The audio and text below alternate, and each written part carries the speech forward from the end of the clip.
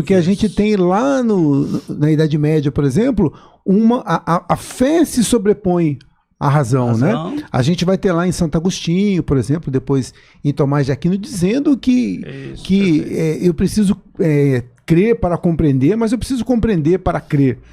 Né? Então, assim, eles dão um valor, um peso maior à fé. E durante toda a Idade Média, a gente vai ficar... Você tem uma razão subordinada à fé. A fé. Né? E aí, quando a gente chega aqui no Iluminismo, né, e vem essa questão esse pensamento positivista, aí é o pêndulo para o outro lado. Para o né? outro lado.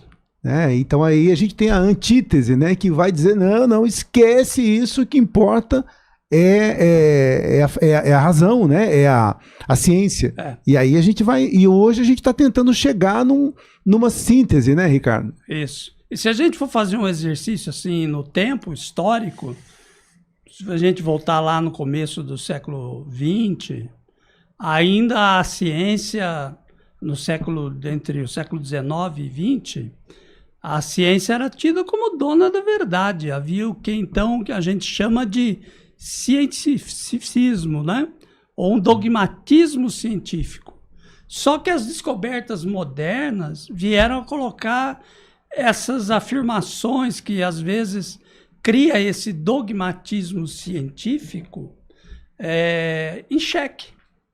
Então hoje o discurso até na ciência é muito mais, relativiza muito mais. Tanto que nós temos aí na figura de Karl Popper, aquele que vai trazer a falseabilidade, o princípio da falseabilidade. Quer dizer, toda teoria científica, ela é verdadeira, mas pode ser falseada.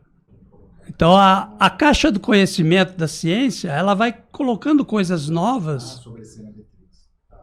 E há muitas coisas novas que são colocadas, que mudam, são tiradas, colocadas outras. O conhecimento muda o tempo todo.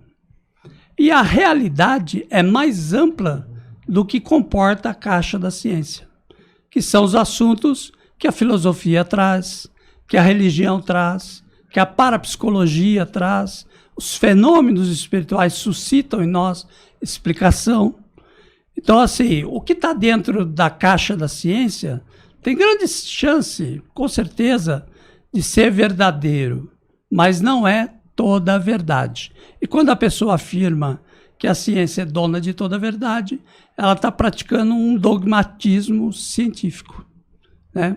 Fazendo uma afirmação forte, sendo que nós, como diz a filosofia, né, há mais mistérios entre o céu e a terra do que pode supor a nossa vã ciência ou filosofia.